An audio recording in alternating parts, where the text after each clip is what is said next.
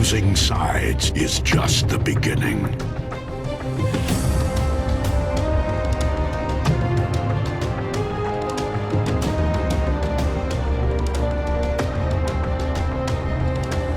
If you're a Transformers fan like me, I'm sure that you likely grew up with the tie-in movie video games. From blowing up everything in sight in Transformers the game, to the chaotic multiplayer of Revenge of the Fallen, and of course the unforgettable campaign in Dark of the Moon, these games were a huge part of the franchise's legacy and a major part of my childhood. But as the years went by, these games never got ported to 8th generation consoles. To make things even worse, they were never available on digital stores, meaning that the only way to play them now is by tracking down a used copy. For a lot of fans, it felt like these games had been left behind, and the sentiment would grow after Activision pulled the plug on the multiplayer servers for Revenge of the Fallen and Dark of the Moon in 2020. However, just 4 years later in 2024, recent developments might finally bring these games back from the dead, allowing us to play them on 9th generation consoles. You see, it all stems from Microsoft buying out Activision Blizzard in 2022. Ever since then, there's been constant speculation among fans if Microsoft will bring back any of the Transformers games Activision had published since 1986. And because of everything that's happened in the past 2 years, it's almost certain that at least some of these games will make a return. You see, in March 2023, Hasbro would introduce the Gamer Edition subline into Studio Series, allowing fans to get screen-accurate versions of the characters that appeared in 2010's Transformers War for Cybertron.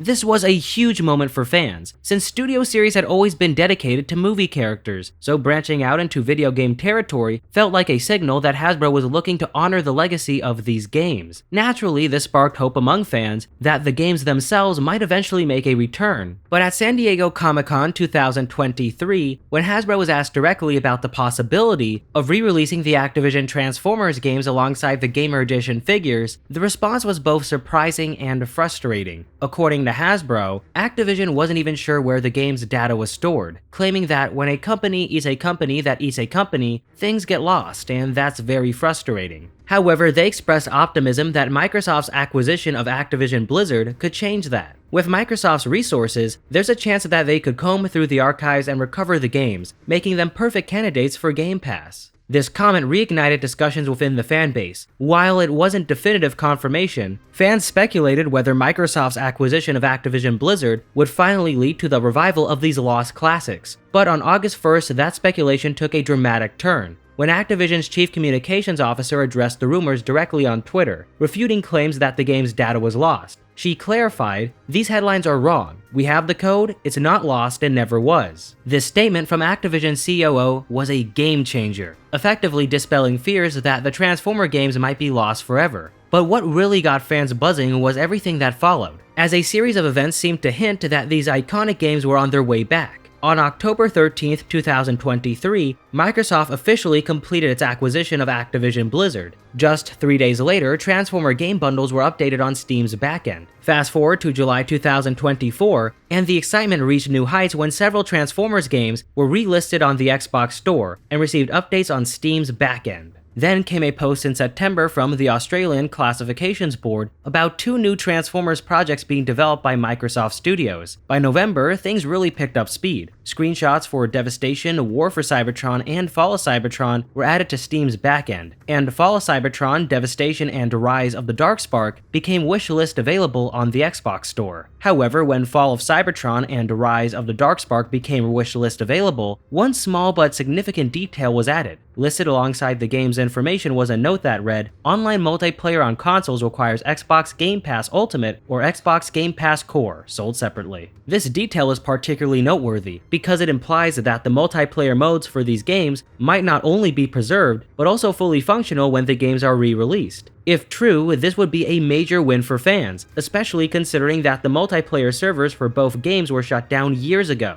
It seems like Microsoft might be preparing to fully revive these games, not just as campaigns, but as complete experiences, and all of this information aligns with the comments made by Hasbro CEO Chris Cox. In an interview, he emphasized that Hasbro is shifting its focus towards digital games and entertainment, rather than relying solely on movies. This statement right here, and everything that has happened before it, highlights one clear conclusion. that Transformers War for Cybertron, Fall of Cybertron, Rise of the Darkspark, and Devastation will make a return sometime in the future. However, this now begs the question, what about the movie tie-in video games? They're just as iconic to many fans as the Cybertron games, yet despite their significance, there's been no indication so far that these games are being considered for a comeback. And because of this, some skeptics online have argued that the tie-in movie games will never make a return due to licensing issues, particularly because Paramount Pictures controlled the licensing for the 3 titles. As the studio behind the live-action Transformers films, Paramount held the rights to many of the elements featured in the games, from character designs based on the movies to plot lines that directly tied into the cinematic universe. This involvement meant that Activision could not just use these assets without Paramount's approval, which would require renegotiating licensing agreements. Given the complexities of licensing in the entertainment industry, including fees and potential restrictions, some believe it might be too much of a hassle for these games to be re-released. However, this argument does not hold up when you consider Rise of the Darkspark. Paramount was directly involved in licensing that game, and as we've seen, it's already making strides towards a potential relisting. So if Paramount's involvement isn't stopping Rise of the Darkspark, there's no reason it should prevent the earlier tie-in video games from making a comeback either. However, it's important to note that this logic only applies to Transformers Dark of the Moon the game, since it was licensed through Paramount Pictures. In contrast, the earlier movie tie-in games, Transformers Revenge of the Fallen the game, and Transformers the game, were co-licensed by both Paramount Pictures and DreamWorks Pictures. This is because Transformers and Revenge of the Fallen were co-produced by Paramount and DreamWorks, while the subsequent films in the series were only produced solely by Paramount. So if Microsoft wanted to bring back Transformers the game and Revenge of the Fallen the game, they would need to secure the involvement of DreamWorks. Given that Microsoft was apparently successful in securing the licensing from Paramount for Rise of the Darkspark's potential re-release, bringing DreamWorks into the fold seems entirely feasible. So with that said, bringing back the tie-in video games should, in theory, be relatively straightforward, right? Well, there's another significant hurdle that often gets overlooked. That of course being vehicle licensing. As we know, the Transformers movies feature a wide range of real-world vehicles, and these licenses are not always easy to obtain or renew. Since War for Cybertron and Fall of Cybertron were set on, well, Cybertron, no vehicle licenses were required. And the same thing goes for Devastation, since it's based on the cartoon designs from Generation 1. The vehicles featured in the Transformers live-action movies are often selected with the input and approval of the automakers who own them, and these agreements can be quite specific. A prime example of this would be Dino, also known as Mirage from Transformers Dark of the Moon. In the film, Dino transforms into a 2011 Ferrari 458 Italia, but Ferrari had strict control over how the car, and by extension the character, was portrayed. They did not want the vehicle to be altered in any significant way, which is why Dino was prohibited from having a stealth force mode in the film. This likely explains why in the video game adaptation, Activision could not use the Ferrari for Dino's vehicle mode, since in order for the character to be playable, he had to have a stealth force mode. As a result, Dino's vehicle mode was redesigned into a fictional supercar, allowing the game to incorporate the stealth force mode without violating Ferrari's restrictions. What I'm trying to get at here with this example is that vehicle licenses are often complicated, and just because a license was acquired for the original games does not guarantee it will be available for a re-release. However, there is some hope. In Transformers Rise of the Darkspark, Optimus Prime, Drift, Lockdown, and Stinger transformed into terrible knockoffs of the vehicles they turned into to avoid the need for vehicle licensing agreements. But then there's Bumblebee, who was a fully licensed 2014 Chevrolet Camaro concept. Given that Rise of the Darkspark is likely getting a re-release, this would mean that Microsoft must have gotten General Motors on board in order to feature Bumblebee's Camaro once again. This means that it is entirely possible that Microsoft can acquire the other vehicle licenses it needs to re-release the movie tie-in games. However, there's one final hurdle that skeptics often point to when discussing the potential return of these games: their age. While the games have a dedicated fan base, the reality is that they are now all over a decade old, with Transformers the game almost pushing 20 years old at this point. That being said, bringing back these games in order to run on 9th generation consoles would no doubt require a significant technical overhaul to meet modern standards. However, what a lot of people seem to overlook is that Dark of the Moon the game was the middle child between War for Cybertron and Fall of Cybertron, and all 3 games run on the same game engine, that being Unreal Engine 3.